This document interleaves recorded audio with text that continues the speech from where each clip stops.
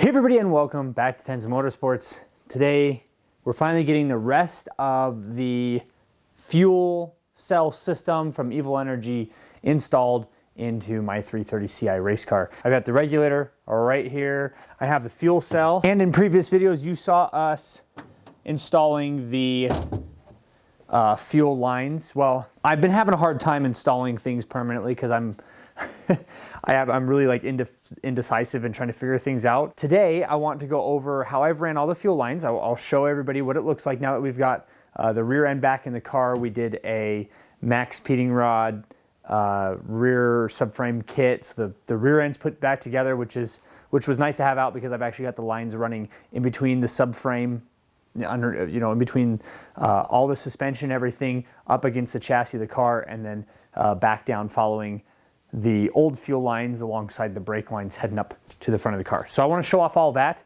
Before we get into today's video, which is pretty big, I want to say thanks to everybody who's been following us on Instagram.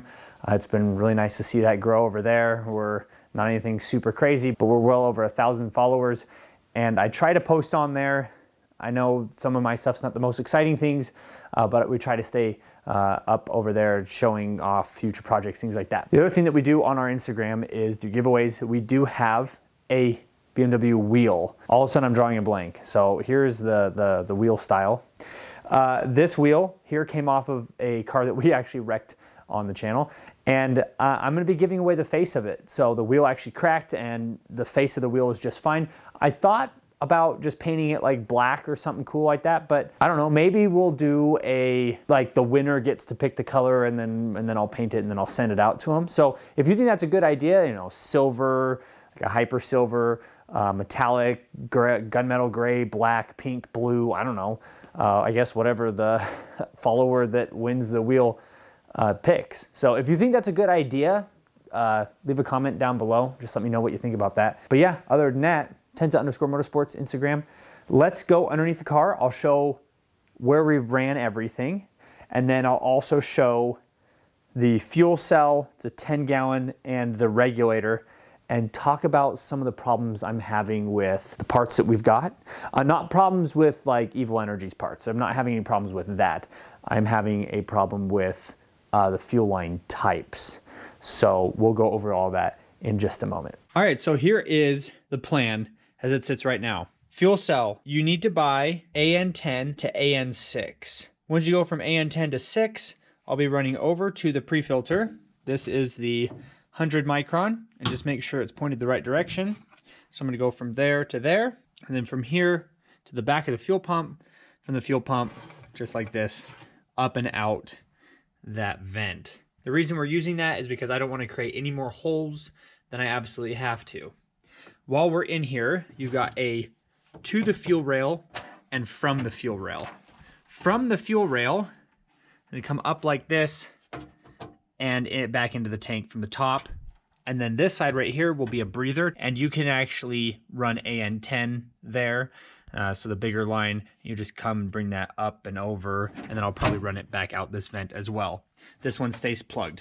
So out of the 3 spots on my setup, you got out, in, and a breather. Heading this way, 2 lines again, to and from.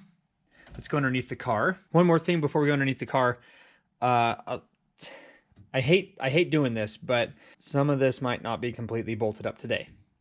The reason being is I do have some welding. This plate right here was actually a delete plate. This used to be a spare tire well, and it now has a flat panel on it. And I've got some cross bracing here to support it. I'll be welding these in. I do have just rivets in right now. Those seem to be doing okay. I'm not sure if I'm gonna 360 weld it, but I'm at least gonna do some welding and then maybe some seam sealer, some panel bond or something like that. Let's go underneath the car. We'll chase these 2 lines again. You've got a to and a from, and we'll show what goes on underneath the car. Hopefully the sound of the creeper doesn't get too annoying. Through here, and then from here, up. You wanna stay up out of the way.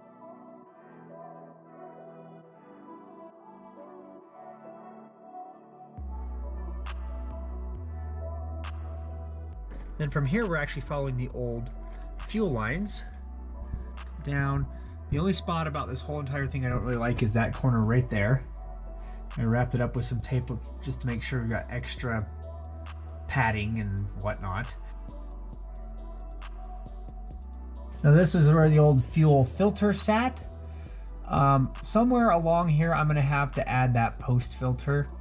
I'm not sure where to do it. Maybe I'll do it in here, but I just don't have room in the trunk. I don't think that the filters have to be close to each other. I think they can kind of be wherever in the system as long as one's before and then after the pump.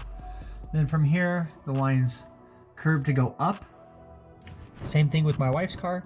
At no point does this ever cross over a drive shaft or an exhaust except for in the very back. All right, so another thing you'll have to buy is some vacuum line. I don't remember what size this is. I feel bad not being able to tell you, but what you can do is pull the vacuum line, because this used to go down to the old regulator. Pull this up where you can get at it and snip a piece off, take it to your local auto parts store, and to get a size that fits this. We're not gonna be using this. I kept a piece just a little bit long here. And then this will run over to your fuel regulator. Once those two lines came up, then they are able to cross over the exhaust and the transmission. That way, up high, we're not getting anywhere near the exhaust or any spinning drive shafts. We'll keep them up high, up here.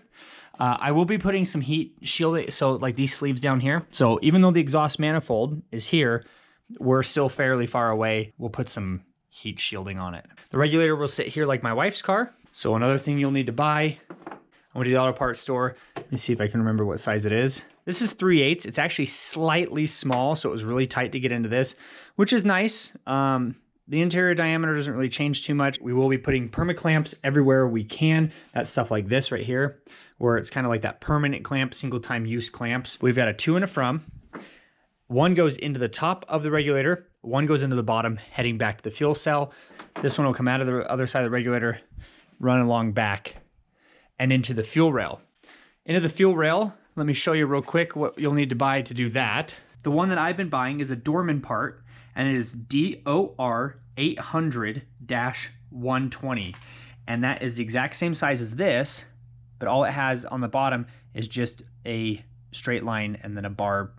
And you'll put that line I just showed you, make sure that one is rated for E85 onto the end of it, and then it'll click right into the fuel rail just like this old system did. All right, so now that you've seen where the fuel lines are routed, I want to show off the regulator. Pretty excited about this one. I will tell you, it doesn't matter what company you go through. Doesn't matter, this could be a $1,000 fuel regulator system. When you get one, every single rubber that's in here needs to be swapped out to a nicer, the O-ring gaskets. It's not a jab to Evil or to anybody else. Just go and get them replaced. I use AC line gaskets because they're rated for harsh fluids.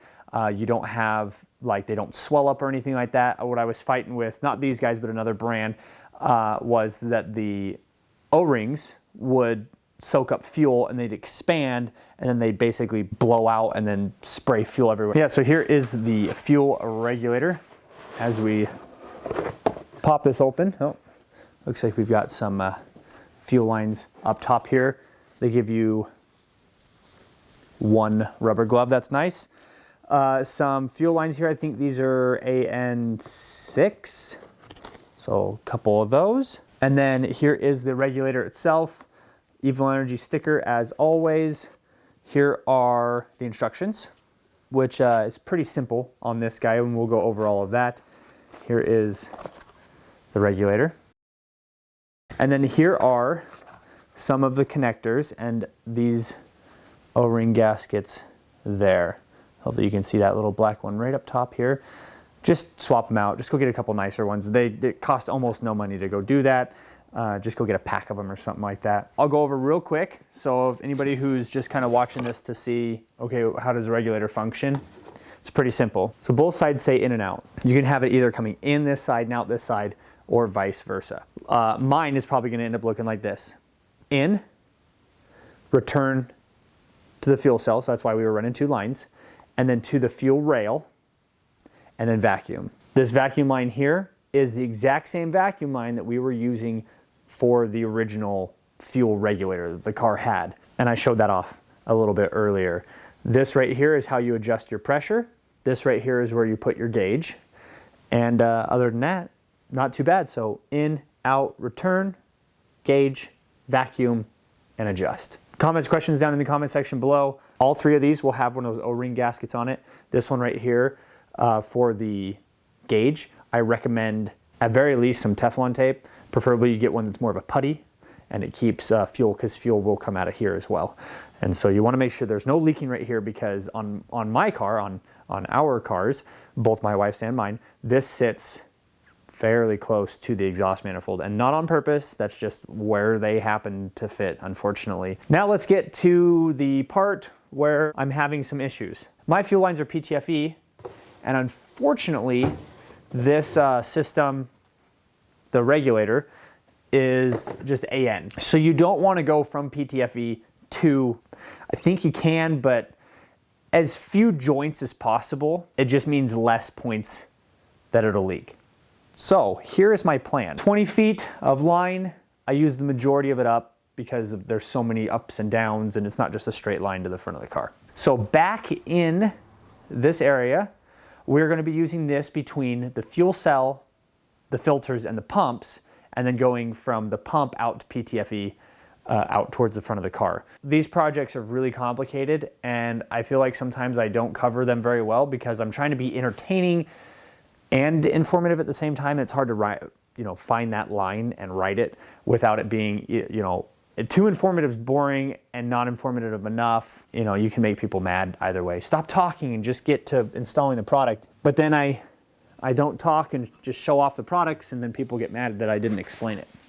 Here's the fuel cell, 10 gallons. It does have a level sensor in there, so if you want to run that, you can. We're going to be running that. We'll probably be running that externally at some point.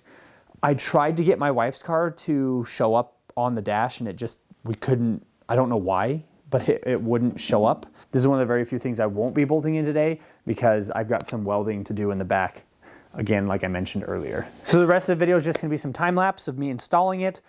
Car will not be running today. Like I said, I've got a bunch of welding to do in the back, and then I need to get RevMatch to tune the car. RevMatch is our go-to tuner. Fantastic stuff, great products, super resourceful, and they're awesome. And I'll leave all of their information down in the description below, along with obviously everything that we're using today.